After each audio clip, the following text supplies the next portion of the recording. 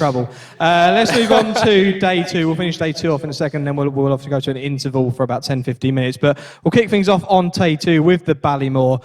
Grade 1 over 2 mile 5 furlongs. Sir Gerhard, again, he's in here 6-5. Dysart Dynamo 2-1. Constitution Hill, I really doubt this horse will go there, 5-2. Ginto is 9-2. Journey with Me is 9-2. John Bon is also in there with Manila Cuckoo. Now I've got to get used to these two. And Stage Star. Now, I'm very confident in saying Sir Gerhard's not going to be going here. I know that the manager of Cheveley Park said it's 50-50 whether they go here or the Supreme, but I'm very confident. I think if one's going to go, it's going to be Dysart Dynamo. Mattie, the concerns with Dysart Dynamo, and Willie was talking about these two, is he was going to have a chat with Paul to ask if he thought that Dysart Dynamo would settle in a Ballymore. Paul have a chat with Ruby.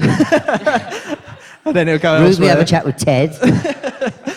It is an interesting one, because potentially if we're talking about Dysart Dynamo and Sir Gerhard being the 2 top horses in Supreme, if one of them was to step up, do you think one of them's going to win it? I think Sir Gerhard should go for this race. Really? It will improve his jumping. Do you think it was that bad? Do you actually think it was that bad? No, it wasn't bad at all. It wasn't bad, but he's jumped like a horse who's trying to jump at a speed that he's not comfortable at. So you step him up in trip, they just go slower a little bit, and his jumping will improve. I think they should run in this race, because I think they would win it. I do like Dysart Dynamo. He's been very impressive. Probably hasn't nothing to sort of shout about from the trees that he's beat, but I think, yeah, if Sir Gerhard ran in this, you would see a different horse. As you say, he hasn't jumped that bad. It's just silly little novice mistakes, because he's just trying to go quicker than he's out of his comfort zone. You just can't do that around Cheltenham. You can't do that. No. You're giving too much ground away, and it's hard to make up. So I honestly don't... Listen, they probably If he were to go, you'd fancy him. If not, you'd be with the other They know more about Williams. the horse than I would, but I just think it's a funny decision. Especially with Constitution in the Supreme, I think this is an easier option. I really do. When do you think we're going to get that decision? Do you think we're literally going to get that 48 hours before the I think Supreme? they've made the decision, but they ain't going to tell anyone. Yeah, I Waiting mean, for the right place. I've heard On the that Monday, social media. probably. It'll be really interesting to see what happens. But I can see I think the market. I can see. So if let's say Sir Gerhard goes here, it'll be odds on. That's what I'll say. But I don't think he will. I think he's going to go to Supreme. But we'll wait and see. Jack in here. Who do you fancy? Yeah, it's a bit of a tricky one. I don't actually think they'll send Sir Gerhard here. I do think they'll keep him over 2 miles. I know they've made a great case to send him over 2.5. I just think his pedigree kind of points to a little bit more speed. I think if they kept him over 2 miles, yes, he didn't jump that great last time. My dad's a bricklayer. I can't lay a brick to save my life. don't worry about pedigree. I just think he's been so speedy lately. I understand. Can't ride horse either, but that's neither irrelevant. can I, so that's all right. But, no, look, if you send Sir Gerhard here, yes, it is an easier race. I'm just not too sure he kind of has the stamina of a Ginto, perhaps. I've been really impressed with Ginto. Everyone said he wasn't too speedy early doors. They were kind of aiming at him at the Albert Bartlett, but I mean, especially in the Lawless and Ace, I kind of think he put the race to bed in good style in what was a very messy race as a whole. So Ginto's one that I definitely have an eye on. Also, What Do You Want? He's a big each way price, and I just think, A, I think Willie Mullins is obsessed with this horse. I think he really does like him, and B, I think last time out, the Lawless and Ace, it was a very messy race, but I mean, his form so far, when he won on the hurdling debut, I thought he was very impressive. He ran on the same day as Ginto, and in terms of time, I mean, it was pretty identical. He won ease down, so did Ginto at the end of the day, but I think he jumped really nice. He was nice and efficient over his obstacles, and when the penny actually dropped and he kind of actually decided to go for the line, I mean, his last final sectional from the final hurdle to the line was actually a really decent time. So, I mean, if What Do You Want did go here and didn't step up and trip, I know a lot of people want him to run in the Albert Bartlett. I think he'd have a decent each way chance, but yeah, if Sir Gerhard goes here, it all changes, but Ginto will be the one for me, and I'll be watching What Do You Want with good interest. Yeah, it's a really hard race to call, because we don't actually know who's going to be at the top of the market for this race. It's interesting with What Do You Want? The horse is owned by the sponsor, the Ballymore. They've actually won this race with City Island a few years back, so it's very interesting. I'm sure they'll go here rather than the Bartlett. They'll want to try and win the race that they sponsor, so be interesting to see.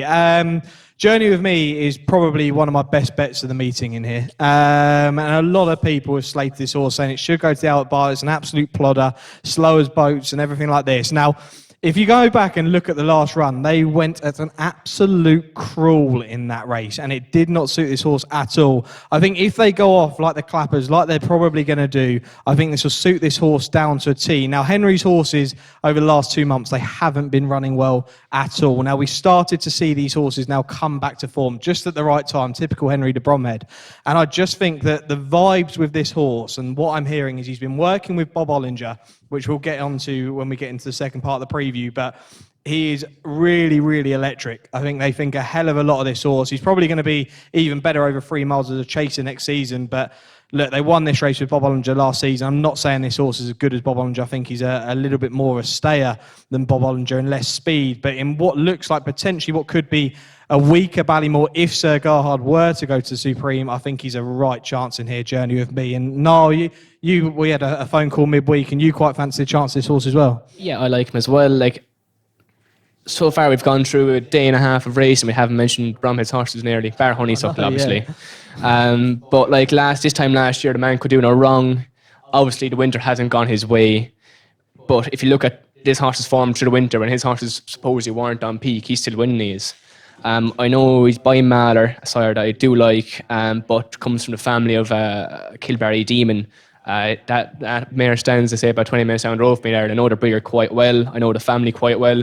And here comes another big quote. It predominantly uses bumper winners and that. So I actually, even though he might be a plotter, I do think he naturally, given how Jack loves his pedigrees, Jack's really into his pedigrees. Love a pedigree. And I think this horse's pedigree just does suit the Ballymore in the sense that he won 3 miles in time, but he still has got a bit of an engine for the 2.5, 2.5 trip. And I think Hayne Bromhead's running about a 20% strike rate for the last 2 weeks, so they're coming into form at the right time.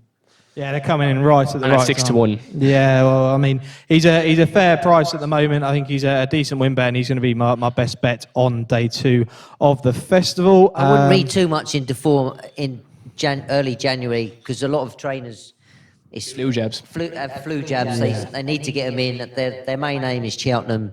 They're not bothered if they run a little bit under par in January, February, because it's March. A lot of them go on holidays to Barbados. Yeah. Leave the rest of us back in the yard. Honestly, it's like we're going to see some of these horses, especially Henry de Bromhead's horses. They're going to be running well at the festival, no matter what they've done previously. I mean, we talked about Tell Me Something Girl earlier for the Mayor's Hurdle, and she hasn't won this season, but you wouldn't be surprised to see her go and win that. Let's move on now to the Brown Advisory Novices Chase. This is on the Wednesday as well. It's a Grade 1. Galloping de Champs in here. We've got another market That's we're going to see. all you need to say, Galloping de Champs. That's it. Well, yeah, well. Let's move on to look, the next race. At the moment, the horse is 4-5 in here. Bob Ollinger won't be going here, but the horse is 5-4. Brave Man's Game is 7-4. Ahoy Signor is 9-2. L'Homme Presse won't be going here. That horse is 5-1. Capadana probably go here 6-1. Statler's 8-1. Probably won't go here. Jungle Boogie's a really fascinating contender, and 12-1 bar those. Now, Mattie, you mentioned there that Galloping de Champs is all I need to say. Now, I know what selection you put up for the Turners, and it seems like potentially that is the route they are going to take. Another game of Willie Mullins bingo here. Where are they going to send this horse? Now, probably a week ago, you would have said the Turners was nailed on, but a lot of money's been coming for this horse again for this race. If he does go here, obviously he's probably going to go and win. But if not, do you think that Brave Man's Game is the British banker on day 2? Yeah, do you know what? I think Mullins will go Turners. I think whatever race Galloping de Champs runs in, he'll win. I just think big call. You've heard it here live. It's a big call from a little man, and I've called it. I've called it. Right? Brave Man's Game. Yes, I'm standing up. I'm standing on a stool.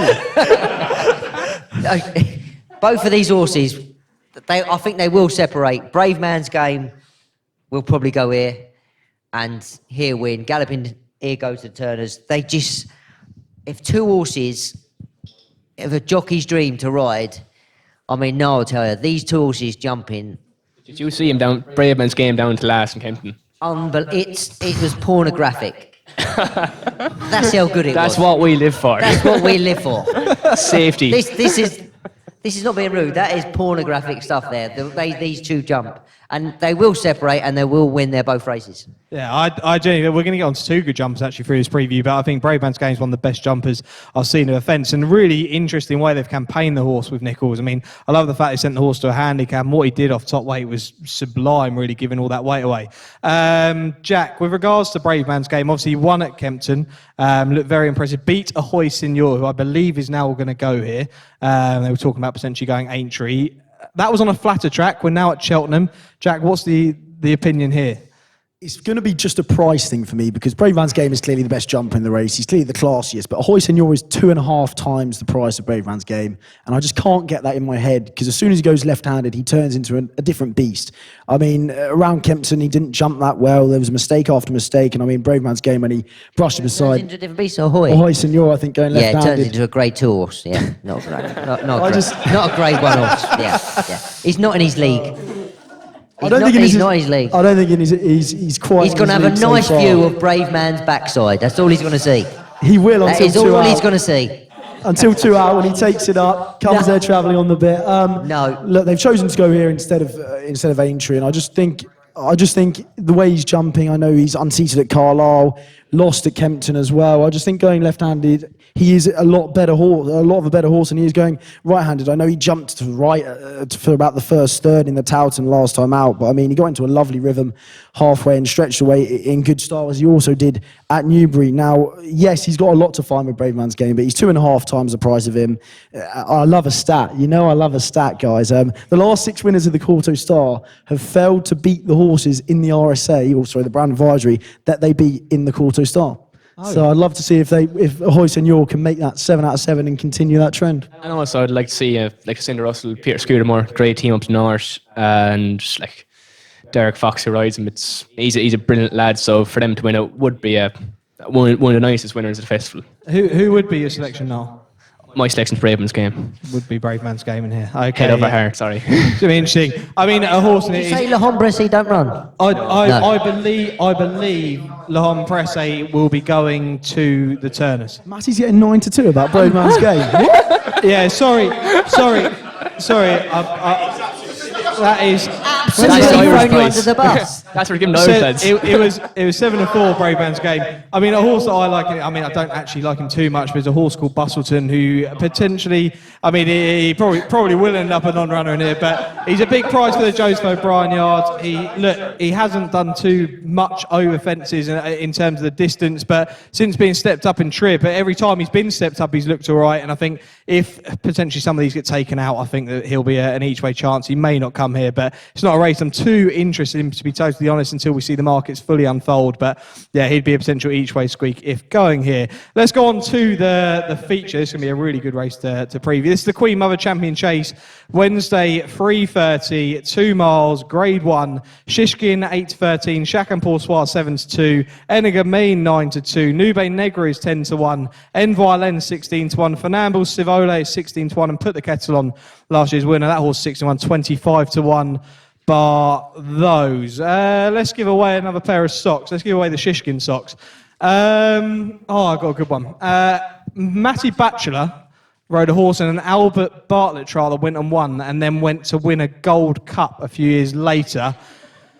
What was the name of the horse that Mattie rode it in the Albert Bartlett trial. He didn't ride it in the Gold Cup. What was the name of the horse that ended up winning that Gold Cup? Arkle. No. Ends in Gree. There we go. Yeah, Dad can have him. Keep First one to put the far back. Yeah, you can come collect him at the end. Whoever's at the far back, they can have the socks. Perfect.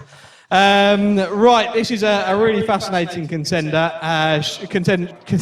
race. But Shishkin versus Enigamine. Look, it is been put down as a battle between the two of these horses. Now, Enigamine, again, all over the show in the exchanges. Now, Ruby tells us the horse is absolutely fine, stop panicking.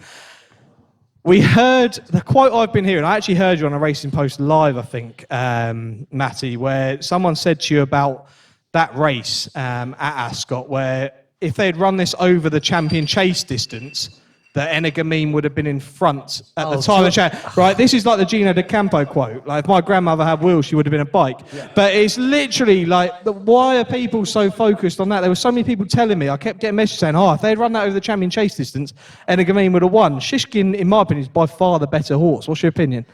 I totally agree, Shishkin. Now, if you to run this race, listen, my heart says if Ergonomine wins, then Tony Blue might buy us a decent striker, but... Brighton fan on the end. Brighton fan, of course I am, yeah. Ooh. But that's not going to happen at Cheltenham. If they race at Aintree, I think you might see a different result. Flatter track, speed comes into play. Cheltenham, again, what I was saying earlier, speed, you need to stay. Shishkin has just outstayed him at Ascot.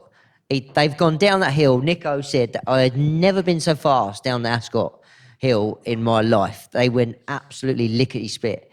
And he's just outstayed him, that's all. People going, Shishkin's made a couple of mistakes. No, he hasn't. Again, what I was saying earlier, just out of his comfort zone. Something's actually put it to him. And he's just put himself right at the fences. He's just dumped him a bit slow. And again, now I'll tell you that, when horses do that, they're clever. And they just get themselves out of trouble. It might take him a fraction more, a bit of a time, but they've got over it. And he's outstayed him. And they've outstayed him at Cheltenham. Simple.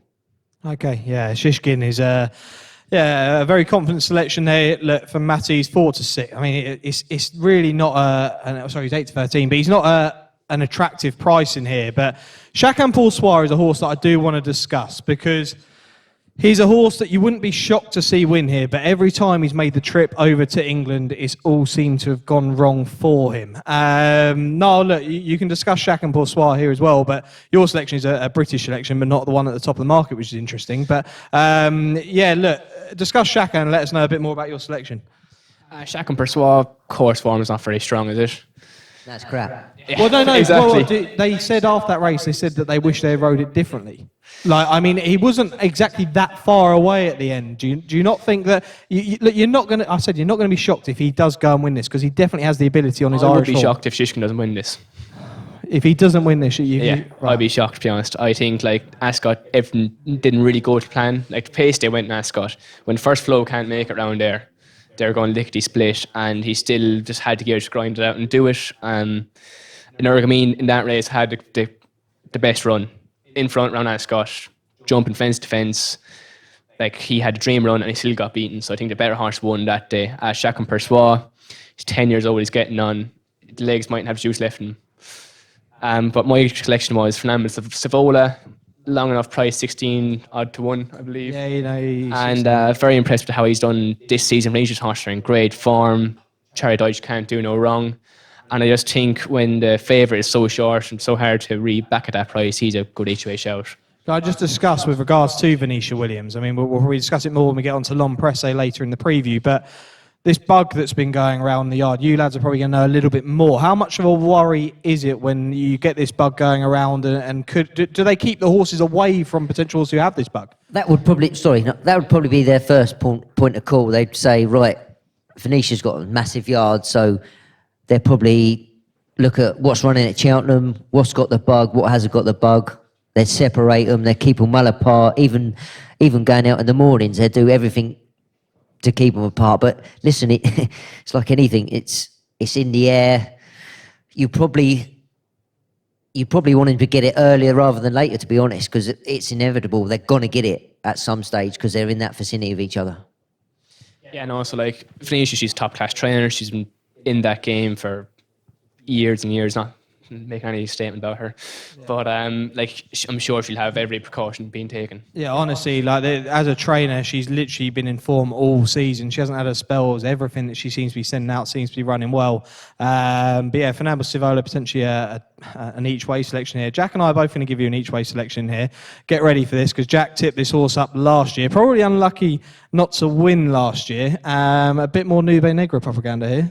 Unfortunately, I'm sorry for everyone who's ever seen our podcast ever. I'm going to agree with him. Look, Shishkin is probably going to be too good at Cheltenham. That is for sure. But just in case he does make a mistake, I know they're going to go off at breakneck speed again. I think Energamain's going to go from the front yet again. But I think Nube Negra is a cracking each way bet here.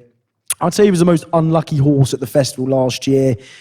Harry Skelton came there absolutely travelling like a monster, and then he had to switch right late on, hit the line with plenty of conviction. But there's two things Nube Negra loves. One is Cheltenham, and the second one is being fresh. Now, I think the Tingle Creek, you can completely put a line through that, as you can do Punchestown last year. But I mean, seeing him travel like he did in the Schlur Chase before he kicked 6 lengths clear of Politolog, I mean, I still think he's a very, very classy horse on his day. I think he's still improving as well. Will he be good enough to get the better of Shishkin up the hill? I'm not too sure, if I'm being honest. But one thing's for certain, he's going to travel like the winner at some stage. I think 2 out, he'll be settled towards the rear. Energamain will go off at a breakneck speed in front.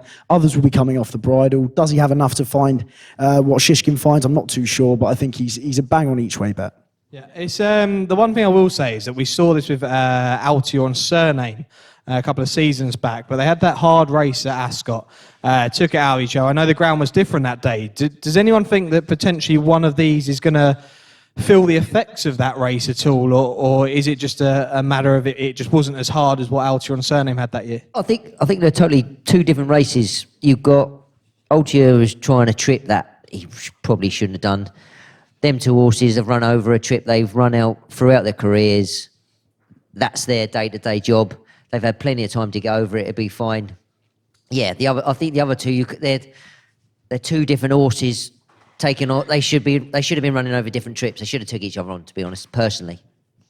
Okay, yeah, it's. I think Shishkin is going to go and win this, but I do think if you want a decent each-way selection, again to nothing, it's Nube Negra. The horse goes well fresh. They've kept him in mind for this race straight after that Tingle Creek, and I really do think he's going to be involved in the placings. I think Energamain, something's just not going to go right on the day, I feel. But it'd be interesting to see. It's going to be a really fascinating clash. I think it's potentially probably the race of the week. Just quickly on Energamain, of course, he has a stone bruise that it kind of came out. I don't know, he drifted loads in the betting. How much would that affect him going into the Champion Chase? Depends how good a fire it is. Exactly it, really. Yeah, that's it. Yeah, it's like anything. Like in a blood blister, you can get over it in. There'll be certain horses that won't take wimps or hardy horses that just carry on. They wouldn't feel his stone bruise. There'd be others that'd be like, oh, this hurts and all that. You know, it all depends on the horse, and it can be something, it can be nothing. Okay, it will be interesting to see. I mean, just as a show of hands, Shishkin fans, go. Any Energamain fans? None at all. See, Who are the wrestling fans of? I'm not going to give a shout for any other horses. Right, let's go on to the next race. We won't preview this one for too long at all, but this is the cross-country chase. This is at 4:10 on the Wednesday. I'm looking forward to actually being inside the course this one, see this one run. This is over 3 mile, 6 furlongs, and Tiger Roll, those even who don't even know about racing seem to know this name, is 7-4. Premguard is 9-2. Delta Work 5-1. Easy's Land 7-1. Shady Operator 8-1. Brahma Bull is 9s. Midnight Maestro 10-1 and 14-1 bar those. Where's Jack Stannard? There he is. Last year I actually was watching this race with you, and you had a decent amount of money. You said one last time, Tiger, one last time. And he did the business, he won your money, but are you going to go one more time again? Because he's actually got a realistic chance. Yeah, he's going in again, right. Well, the one thing I'll say with regards to this horse is I think he's a certainty if the ground comes up good or even just good to soft. I genuinely think he's out. I think he's a lot better than the ones in here. I don't think this Prem Guard's going to actually go to the race. Rumours having that they're not going to go. They bought the horse from France. And I think he'll be safe for next season. It'll be interesting to see. Delta Work, I don't think he's going to go and spoil the party for the Gigginstown Silks. Easy's Land, I really haven't been impressed with Easy's Land, to be honest, so far. And I think if it did come up soft, you'd give him a chance. But I think the rest of them are a bunch of handicappers, to be totally honest. Niall, your opinion? Yeah, like Tiger Roll, he is definitely to be all then love horse racing currently. Be great to see him win it again. Good soft, good ground. You should really get it. Like the country course doesn't get watered on. It's generally quite a better course. He seems Gordon should have him in good form. But the one I've picked at a bigger price is Diesel Dallier for Richard Bandy. And purely because I actually sat in this horse when I spent time out in France when he was with Emmanuel Cleo. And seeing how they train horses over and how much they school them. Obviously, he's won around here before, with Charlie Deutsch, I think it was as well. And he's one of those. He'd be a pro at this sort of course compared to the rest of them, more course form in essence. So yeah, at a large price, I think he'd be one to back. He would. Yeah, Diesel Daly is currently 14-1. Mattie, I know you're actually a big fan of this horse as well. Yeah, and Niall sat on him, so he's improved him no end. That 4 years ago. And Harry Bannister, cracking lad, yeah. First time round, he finished third. Then he went and won. So, as a good price. But if you fancy him, I also fancy old Potter's Corner as well. So he finished second to him behind that as well. So, yeah, I mean, listen, Tiger Roll, he's a bit of a heart horse, isn't he? You'd love to go and see him win. He's 12 years old now. But, yeah, for me, Diesel Daly, Richard Bandy, he's been a point-to-point jockey for years. He's mad as hatters and he celebrates a win really well. Yeah. So, yeah, I'd love to see him win and give Potter's Corner an each-way chance as well. Okay, yeah, be interesting. Jack, just please don't tell me I'm the only one keeping the real strong faith in Tiger Roll here. You are. Yeah, just you and Jack Stanard by the looks of it. Look, he's 12 years old and he's 7-4. Yeah, but you're saying about 12 years old, but a new story, 14, and he won it? He was, yeah. But I don't know. I just think he's so hit and miss these days. It'd be great to see him do it. The only thing I hope is that they don't send Delta work here, because can you imagine Gordon Elliott sends Delta work here? He's next year's winner. He's next year's winner. I just hope they don't send him there this year, because I think he'd win it if they do send him it this year. So I hope they don't do that. But yeah, I think Diesel Daly could run another big race. He's got the course form. But also Henry de Bromhead's plan of attack seems to be really hit and miss over these cross-country fences. Was fourth in the Kinmuir in 2020. But I mean, he's been so hit and miss. But I mean, when he switched to the cross-country fences in November, I think he showed plenty of promise to stay on. He was just 2 lengths behind, back on the lash. Fast forward a month, finished third behind Diesel Daly. I think he may be there or thereabouts. And if the Tiger does fail to fire, I think hopefully he'll be able to pick up the pieces. Okay, interesting to see a few decent each way selections, especially from the jockeys on the end there. Diesel Daly 14-1, both agreeing with that. Jack with plan of attack, but I'm just going to keep the faith with Tiger Roll. Now, the last race we're going to preview before the interval is the Champion Bumper. It's the 5:30, last race, 2 mile, grade 1. This is actually a really, usually I don't get that excited over a bumper, but this is a really, really good bumper in my opinion. Facile Vega's 5-6, American Mike is 5-2, Redemption Day 5-1, Mercury is 8-1, James's Gate 12-1, Our Jester 16-1, Poetic Music 18-1, and 20-1. Bar those. This is often one where you watch it and then straight after the race you decide where this horse is going next year. Jack, Facile Vega was absolutely class at the Dublin Racing Festival. There's no doubt about it. But what says that some of the others couldn't do the same on that day? Nothing, I don't think. I think Facile Vega, there's something about Facile Vega which I don't really like. I think there's a lot of hype, as there is with John Bomb, just because who they're related to. Of course, Cavega, walk in the park, you can't really get too much better breeding than that, as I am a great fan of the old breeding. But look, I think if you've been listening to Jamie Codd talk about American Mike, it's very hard not to get excited about him. What has he beaten? I'm not too sure just yet, but if the King George has told me one thing, it's do not be scared of a Willie Mullins second string. And Redemption Day, when Patrick Mullins got off Redemption Day on that day, and they were talking about Facile Vega and Redemption Day, he couldn't stop talking about Redemption Day. And I think he's probably the speedier of the two. I know he missed his engagement last time out, but I think Facile Vega is probably going to be better in time and probably over further. But I think Redemption Day has the gears. It looks like he's a bit more push button. It depends kind of what pace they go at. Early doors, it's usually run at a decent speed. Of course, Rachel Blackmore with an absolute peach on Sir Gerhard last year. But look, I think American Mike and Facile Vega have to be respected, but I think the value play is definitely Redemption Day. Yeah, I think the quote actually was from Patrick Mullins. Is he saw Jamie Codd at the races and said like how impressive was that from Facile Vega, and Patrick Mullins' quote was something along the lines of we have one better at home in regards to Redemption Day. So it's going to be a really fascinating one. It's not, Mattie, look, it's not one that you can really punt heavily on knowing that you know a lot in this. So it's not a strong selection, but I think we both like American Mike, who Jamie Codd, like Jack said, he said he wouldn't switch for anything in here. Is it just one where at the prices you'd rather him over Facile Vega? Yeah, definitely. I mean, over the years, the Codmeister, as he's known, he's been known to be a really... Godfather. the Codfather, yeah. He's the best judge of a horse, and he sat on a few. Facile Vega, if you look at the favourites for Willie Mullins in this race, it's not great. He always comes to win with a second string. Redemption Man gives it a chance. But yeah, American Mike. These bumpers, they're difficult because you see him win on the bridle in Ireland and they do everything easy. But as Jack says, what have they actually beaten? Yeah. Until you come to a proper race like this, when you've got all these good horses together and someone has to stand up and show what they're made of, because they probably all have beat not a lot. Probably moderate horses that will go and win. Yes, they are a little bit better than these, but now they're coming up against each other. And yeah, you've got short price favourites. But to me, it's still a bit of a pin. You've got to go to Cheltenham. They go around these tracks at home. They get a nice run round, and it's easy for them. They're on the bridle. They get plenty of daylight.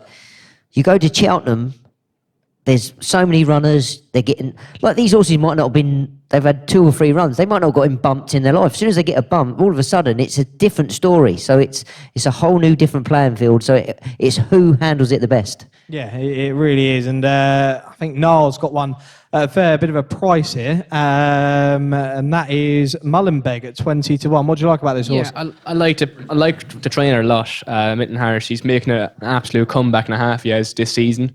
His horse are really running well. As I can see, he's won around Cheltenham before. He's getting weight off the rest of them. Like, he's going to need a lot of luck, but 20-1 on each way price, I think he's a very good shout. There's a lot of them you could run in there, like that. Hughie Morrison's horse, he ran a very good race around Lingfield. I rode in that bumper myself that day, and we absolutely hacked. No one had a good run round there, and we sprinted it from about 4 furlongs out, and he's shown a great turn of foot to win by about 4 lengths, I think. So he's another one at 20-1. And Redemption Day of the fancy ones I'd go for, simply because he's going for his second run. And I just tend to think horses do improve a lot from their first run generally, just as experience-wise in that. And I think he just, 6 or 7-1, he could be the best between the 2 top ones. Yeah, it's really going to be interesting to see how this race pans out. And at the prices, I like American Mike. I think he's done everything so easy. And as these lads have been saying, look, we don't know exactly what he's beaten, but you can only beat what's in front of you. And the way he's been doing it's been really nice. It's not going to be a punt them and have a massive load on, but I just think American Mike will go and win this. But it'll be interesting to see how the Mullins horse get on. I think the one thing with regards to the bumper, you want these top horses that are at the top of the market and get all this hype to finish in the top 5, because you then go into next season thinking you've got a decent bunch of novice hurdlers. So we'll be looking ahead to that and seeing how that goes. But a lot of these are going to make really nice novice hurdlers. Do you agree, mate? Yeah, and the thing is, with Niall's selection there, if you watch that race at Cheltenham, he's had to get stuck into him, and the horse has known he's had a race, where a lot of these haven't. Now listen, they might find bundles off the bridle, but you can go to races and you think, this has got plenty left in the tank, and as soon as you press that button, then there's nothing there. But this horse has been there, he's done it, he's been asked, and he's found some, so that's a good advantage to have going to Cheltenham. Yeah, it's a really good race. And that's the way we're going to end the first part of our preview. We'll go for a 15-minute interval before we go into day 3 and day 4.